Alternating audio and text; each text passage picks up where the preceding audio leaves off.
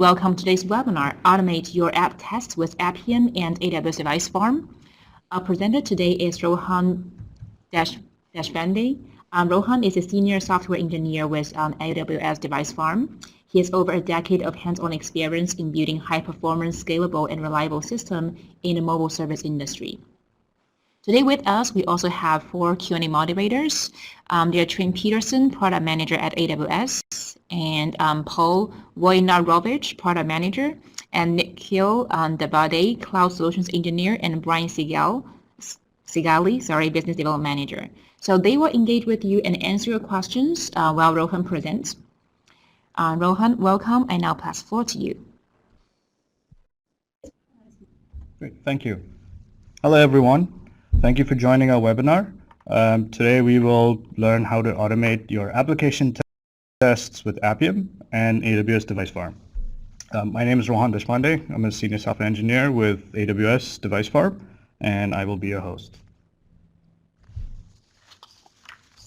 So during this presentation, we will go over some of the features of the service and the capabilities.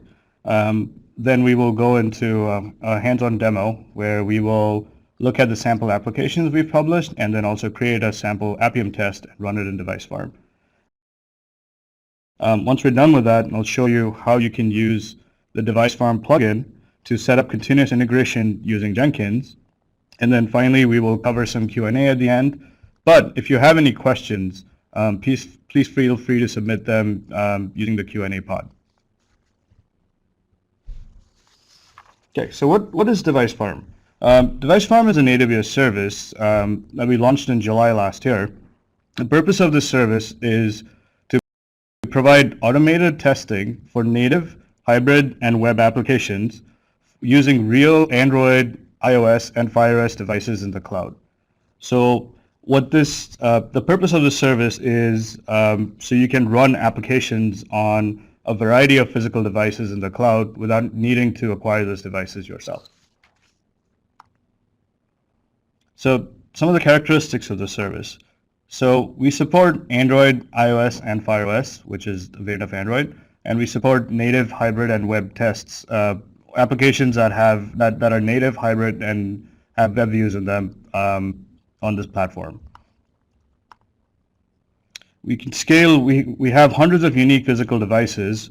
So we have about over 250 different combinations of Android and iOS devices. And we have many instances of each device. The service was designed to be secure from the ground up. So our devices are not rooted and they are not jailbroken. The devices have full hardware and software isolation, and they are physically isolated from each other. So the devices do not communicate or cannot interfere with each other over Bluetooth or NFC or any other radio. We support several different frameworks, Appium, Calabash, UI Automator, UI Automation, XE Test, instrumentation. We probably have support for a lot of common frameworks that are used in the industry right now. If there's any frameworks that you see that you're using and you don't have, and we don't have support for, please feel free to let us know and we'll take a look at your request. When you run tests in Device Farm, we provide you results in the form of logs, screenshots, and performance data. Performance data, we provide C memory, and we have other data points that you can also get through the API. We provide integration with we provide plugins that have integration with common tools that are used by developers. So we have a plugin for Jenkins that's open source and available on GitHub. It's also available in the Jenkins repository. We integrate with Android Studio through a Gradle plugin, which again is open source. And then we have various SDKs that are part of the AWS SDK, which some of the languages we support are Java, .NET, Ruby, Python, and then we also have a CLI. It's Python-based. It's based on Bodo that you can use to integrate with the service.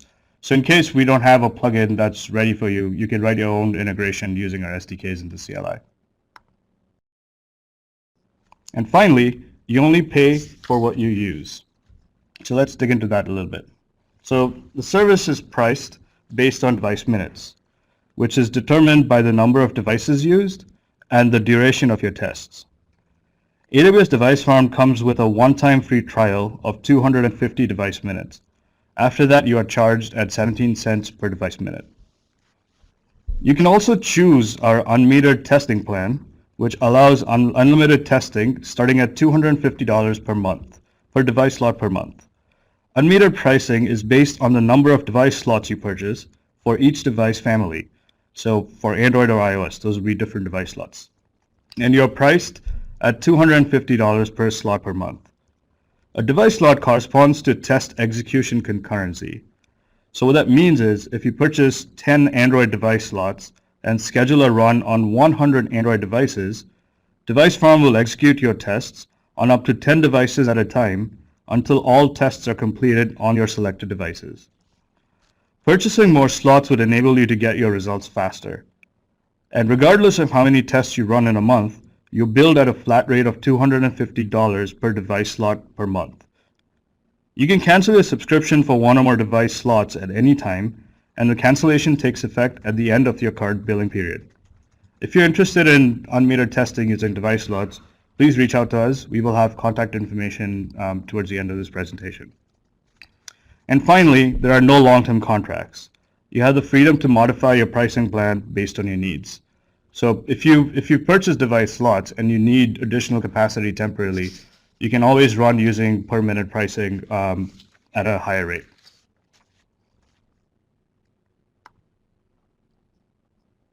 So like mentioned earlier, the service has been publicly available since July 2015. It is currently available in the US West region, which is the Oregon region, and you can access it through the console. So if you log into the console on the landing page, it's under the mobile services section. Okay, what are some of the use cases for this service? So the intention of the service is to support developers and QA teams. So the first use case we've seen customers use the service for are to develop their applications and test iteratively as they make changes. So in this case, you would have developers, as they commit changes, they have a system set up which will automatically build their application, deploy the device farm, and run a set of tests. The next use case we've seen from customers is where they test cumulative builds, so nightly or weekly and on some kind of a schedule. And again, they use this as part of continuous integration. This is where you want to test milestone builds or builds that you may want to deliver to private beta customers. The third use case we've seen is where customers want to verify functionality across many devices prior to releasing an application. So typically customers will test their during development time on a smaller set of devices, but as they come closer to launch, they want to make sure the application works on a wider variety of devices, and so they will perform a more comprehensive set of tests. Next use case we've seen is to monitor released application in the form of canaries. So if you've shipped an application, it's available in the App Store and you have customers using it, you want to monitor that application and collect your own metrics to ensure that the application is working as expected. In this case, customers have written canaries which will deploy an application to a set of devices in Device Farm. They will collect data. They'll run a test script that will perform some user testing on it, and they will collect data to measure the effectiveness of the application. And finally, the last use case we've seen from customers is where they reproduce issues as reported by the users. So let's say you have a customer who's experiencing a particular issue on an iPhone 5S running iOS 8.1.2, and you don't have the device handy. In that case, you can write a simple test script to reproduce the issue, acquire that device through Device Farm, run a test script to verify the issue and the fix that you may come up with, and once you're done, you can release the application back to the App Store.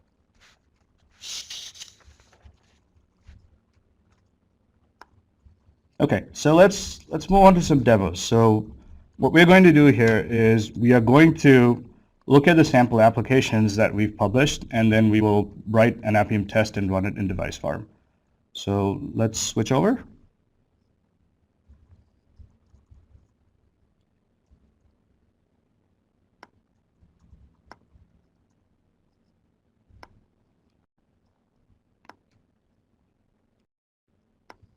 Okay, so this is the sample app for Android, which we've published to GitHub.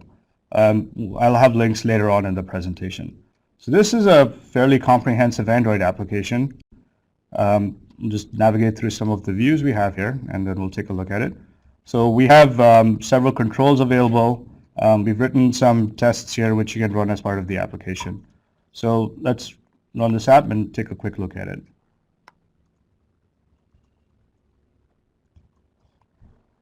Running in the emulator here, and so here's the sample app. So you can see we have an embedded web view in it. Just takes a few seconds to load.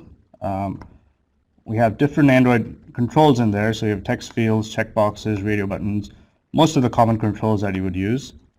We have a sample login page, so you could use this with our Explorer suite, for example, where you could test login functionality. And we have a crash page, so if you actually click this button, it will crash. I'm not going to do that now, but it will crash the application, so you could test collection of crash logs, or you could see how your app behaves under forced crash scenarios. And we have some of the controls like alerts and toast. So if you click alert, you'll get an alert message. So what we will be doing in a few minutes is we will write a test which will check this alert functionality and verify that the dialog shows up. Okay, so let's take a look at the tests. So we also provide a different GitHub repository that has sample tests. We're using the Appium page model to write these tests. We have tests for each view that's available in the sample application. And you can see this, for example, this is the alert page. And we have a set of tests written that correspond to the alert page. And down here you can see I ran the suite previously against the emulator using Appium, and took about 7 minutes on my laptop, but a couple of tests failed because we don't have the physical components available in the emulator.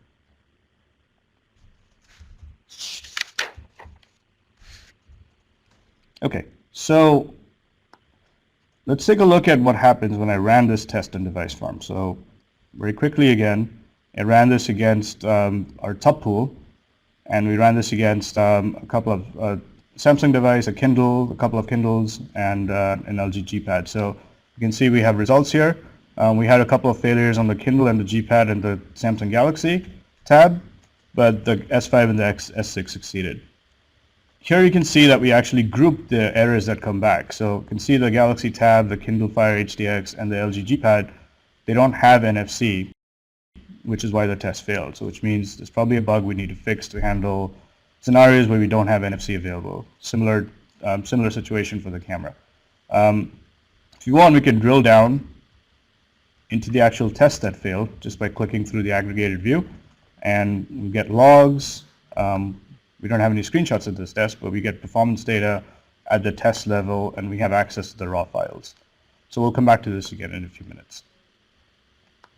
Okay, so let's create a test from scratch now. So what we will do is we will create a test which basically will just pop up the alert. We'll navigate to the alert view. We'll pop up the alert box, make sure it shows up, and then we'll dismiss it. So I have a test package here, but let me show you very quickly how we ended up creating it. So I'm using IntelliJ. We create a new project, and we want to create a Maven project.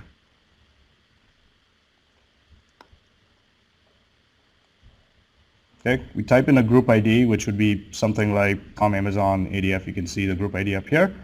We type in an artifact ID, which is typically your project name. And once we hit next, we can save it somewhere, and that should be it. So we will have a blank Maven project at this point. So in order to run your Appium tests in Device Farm, the first thing we want to do is we need to make sure we have the right dependencies set up in your Maven POM.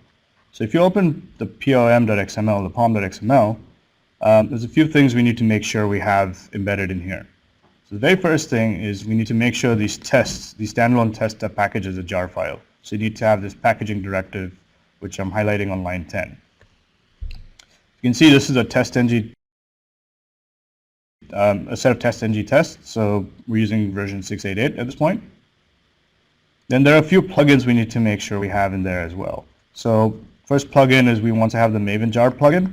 The purpose of this plugin is to archive everything into a jar file.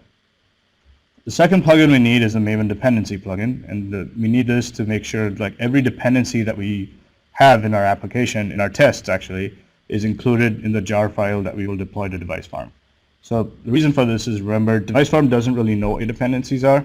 We take every dependency that you package and use that to run your tests. So you want to give us a comprehensive package with your tests and all dependencies that you need.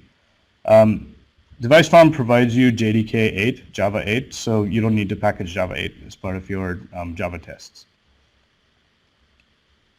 And the third plugin we need is the Maven Assembly plugin. So this plugin is required to take your dependencies and your tests and create a zip file with them, a file named zip with dependencies that you will upload as part of your test package. Okay, let's take a quick look at this zip.xml. The zip.xml has a very specific format. This is available in the Device Farm documentation, so you can copy it as is, or you can grab it from the sample test package we have at GitHub. The zip file, the zip XML structure should not change. You can pretty much copy it as is. All right, now let's write some tests. So when we were playing with the emulator, we looked at the alert page, where if you click the alert button, you got an alert dialog, and then we dismissed it. So since we're using the Appium page view model, we have an alert page that maps to the page view model. So on line 31, what we do is we define the Appium driver, and then we're using Android find by annotations. So the identifier is the identifier that's in the sample app, and then we have two mobile elements on this page, the alert button and the toast button. So we won't be using the toast button, we'll be using the alert button. And then when you construct the page, you instantiate the driver, and then you also use the Appium field decorator, so we can actually make use of the Android find by annotation here. Okay, and then we have some utility methods. There's a click alert button. All it does is really click on that button, simulates a click on the button. And then we have get alert text to return the string that's visible. And then we have accept alert message, which dismisses the alert button. So let's take a look at the test now. So this is the test you would be writing. So you have a test package. These are going to be Appium test-ng tests. So when you set up Appium, there's a couple of things to remember. You provide the URL, and then you provide the desired capabilities. Now, if you're running on Device Farm, you shouldn't provide any desired capabilities, because we run Appium in pre-launch mode, and we specify our own desired capabilities. So if you provide any desired capabilities, the behavior is undefined. Your test may or may not run, or it may or may not run successfully. There's something to keep in mind. And then you can specify a timeout. We've specified 35 seconds by default, but then depending on the device you're running on, and depending on the test, the application and the test, you may need to tweak this value completely dependent on your tests. Okay, and then we have some good behaviors. Remember to quit Appium when you're done. You construct the page, and then we have a navigation method just to make sure we always get to the right page. We've also provided a utility method to take screenshots. So again, this method's available in our documentation. Screenshots are a very useful tool for debugging in Device Farm, especially since you don't have access to the device while your tests are running. So feel free to take a lot of screenshots if you're running into issues with your tests. And then finally, we have the test. We have a single test method here. So what we're doing is we take a screenshot, we click the alert button, which should pop up the alerts dialog. We take a screenshot just to make sure it's there. We verify that the alert dialog did pop up by checking the string, and then we dismiss it and we take a final screenshot. Okay, so let's run this on my laptop. So we need to run Appium local. So the command I'm going to run is this, and let me walk you through it. So running Appium, You need to run in pre-launch mode because that's similar to what Device Farm does. We provide the package name, and we provide the activity we want to start with, which is the main activity in the sample application. We're running on Android, and then we provide a path to the application to the APK. In this case, I'm using the optimized, the non-aligned version of the APK. Okay, so let's start this up. It'll take a few seconds.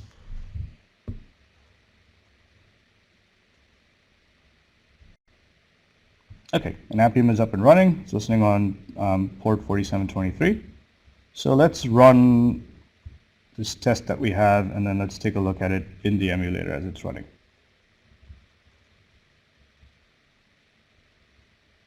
We have it running, so you can keep an eye on the test here in the IDE, and you can watch the device doing tests. So we've got the alert message, we dismissed it, and because we have method setup and directive setup, we'll tear down the app and then we'll restart it.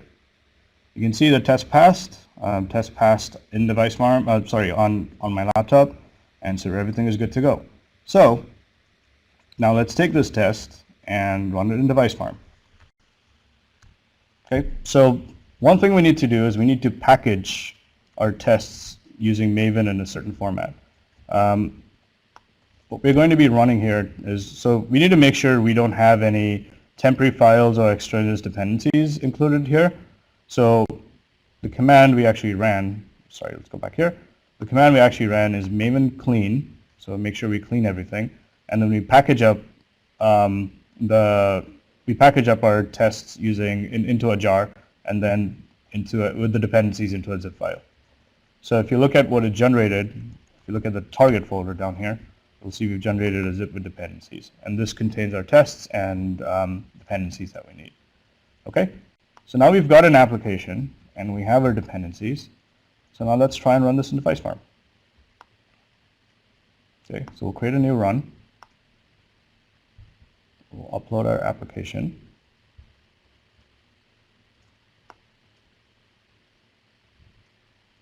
For Android, we'll take the application, build.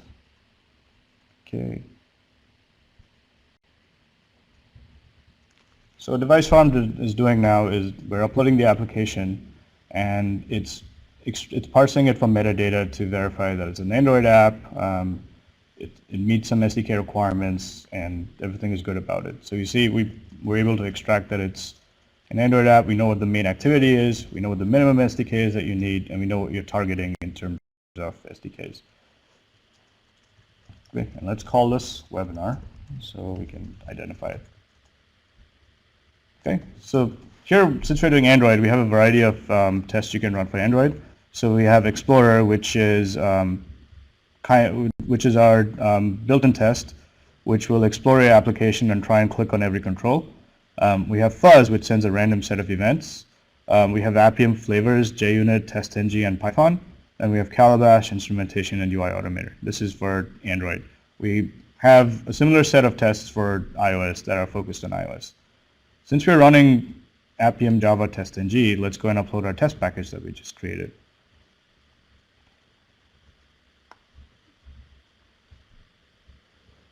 We are in here. Grab this. Grab our zip dependencies, which we package using Maven.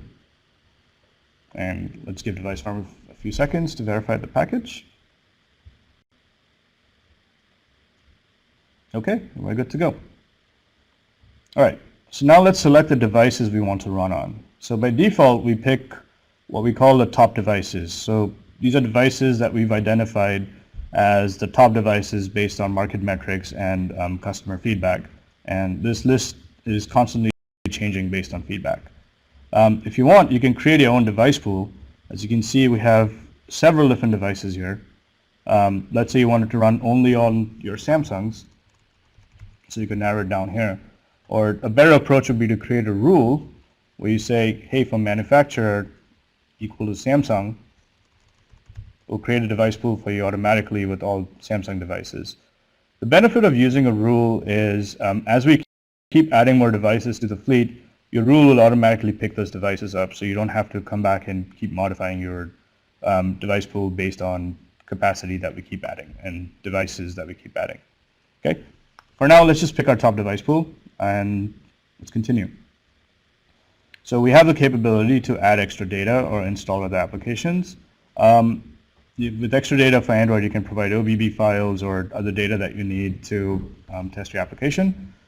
With install other applications, you can also upload supporting apps that your application depends on. So a typical use case for this is for upgrade testing. Example, you want to upgrade, you want to make sure your application can cleanly upgrade from version 1.0 to 2.0. You can install application version 1.0 and install other apps, and then your application on the test is version 2.0. And so what we will do, Device Farm will do, is we'll install version 1.0 first, and then we'll try and install version 2.0. And if you run into any problems, your test will fail. You can also specify different radios, a location and a locale, and we'll try and set those where possible before running your test.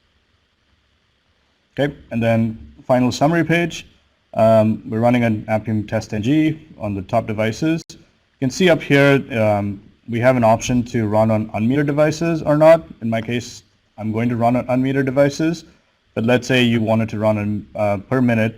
You can uncheck this box and run on per minute. Okay, let's start this run. So our run is waiting to acquire some devices. We're doing some pre-processing on it, and it should start in a couple of seconds. All right, and there you go. So our run started. We were able to acquire 4 to 5 devices, so we started on them opportunistically. The 5th device, the Galaxy Tab 4, will get acquired in a couple of seconds, a couple of minutes maybe, and the test will start on it as soon as the device is ready. So while this run is going, because it will take a few minutes, let's take a look at a previous run that I had with the same app. Okay, so I ran on a single device. Oh, sorry, this one doesn't have screenshots. Let's grab this one. All right, so I ran on a single device in that case. I had the same tests, and we're pulling logs there, but you can see we have screenshots here. So if you remember the test, we took a screenshot before popping up the dialog, so before clicking the alert button, took a screenshot after the alert button was popped, and then after we dismissed it, we took another screenshot. So what Device Farm does is we will grab every screenshot that you take, we'll extract it and make it available to you in this alert view. We have performance data for my tests. As you can see, it was pretty well behaved. And we also have the raw files available in case you need them. So if you wanted to look at logcat results, you wanted to do some additional post-processing, you can have at it. Okay, so this run is still going, and we'll give it a few minutes to finish up.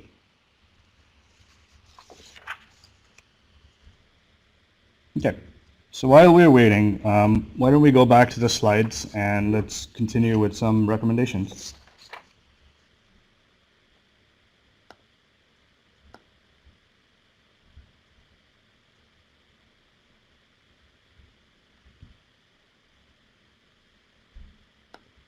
Okay, so let's go over some of the recommendations that I made while we were looking at the sample application. So first one, probably the most important one, is do not set desired capabilities, because Device Farm sets its own desired capabilities in pre-launch mode, and they will most likely conflict, and the behavior is undefined. One option is maybe you could use it if you need to set desired capabilities for running against local devices or against the emulator. You could set an environment variable, and then based on it you could instantiate your desired capabilities. The second thing is to make sure you clear temporary files before packaging. So with Maven, make sure you run Maven clean, dash skip packages true. With Appium Python, make sure you clear temporary files like PYCs, PYOs, the PyCache folder. There's a couple more, and we have this guidance in the documentation. And of course, it applies to different types of frameworks as well. Don't kill the Appium session in your test. Let Device Farm handle it. What will happen is if you kill the Appium session, your test Device Farm will detect that the session dropped and treat it as unhandled failure and mark your test as failed. The next thing to keep in mind is use screenshots. Use screenshots liberally to debug. Device Farm will make sure that we grab pretty much every screenshot we can and make it available to you in the results view. And it's a very easy way, very simple way to make sure that your test is behaving as expected. And the link here points to our developer documentation. We talk about the different test types that we make available, and there's recommendations and guidance for getting started and best practices for each test type there. Okay, and resources. Here's the GitHub links to the sample application and the tests. So we looked at the Android sample application. We also have an iOS sample application, and we have the Appium tests which run across both Android and iOS. So you can pull these down, you can take a look at them, you can use them as starting points. If you have any suggestions or you have any changes you would like to see incorporated into them, please feel free to reach out to us or submit a pull request, and we'll be happy to take a look at it. Okay, so now that we've got our automation working, let's say we've got Appium set up, and we have it successfully running against local and in Device Farm, the next thing you want to do, the natural thing you want to do is set up continuous integration so you can catch any failures early enough instead of later in the dev cycle. So you want to do a demo, but I'll just walk you through the steps you need to set up Jenkins with Device Farm very quickly. So we had a webinar a couple of months ago with one of my colleagues, Trent Peterson, walked through details on how you can install the Jenkins plugin, the Device Farm Jenkins plugin, and configure it so you can run tests in Device Farm. So I have a link here to that webinar. I highly recommend you watch it, and Jenkins, the part that's relevant starts at minute 38. The plugin, again, is open source, so you can download it, you can make changes to it, and again, you can submit pull requests and we'll take a look at it. It's also available in the Jenkins plugin repository, so you can go install it right from there, and whenever we make updates, we publish it to the repository. And then going over to the screen, so the Jenkins configuration screen, once you have the Device Farm plugin installed, you will have a Device Farm section, and so you can navigate down to it. Make sure you pick your project. I have a project I want to run on the top devices pool. In this case, I'm running my unaligned debug APK, so I specify that. And then I'm specifying the Appium flavor of my tests. I'm using Appium Java Test NG.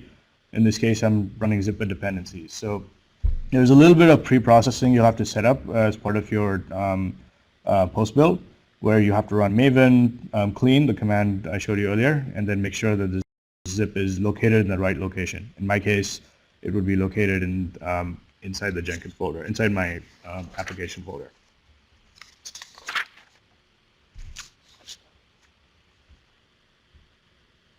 Okay, so let's review quickly what we went through. We talked a little bit about the service, the features that are offered. We went through a demo where we looked at the sample apps that Device Farm makes available and the sample tests. And then we created a test that will run a simple Appium Test NG test on your desktop, on your laptop, and in Device Farm. Then we looked at a little bit of configuration that you can do to integrate with Jenkins. And we're now on the review slide. And here are some ways you can contact us. So if you have a dev support plan, feel free to go through dev support. Or you can email us at aws-devicefarm-support@amazon.com, or you can post to the Device Farm forums. We're constantly monitoring these forums, and we'll always respond where possible to interesting questions.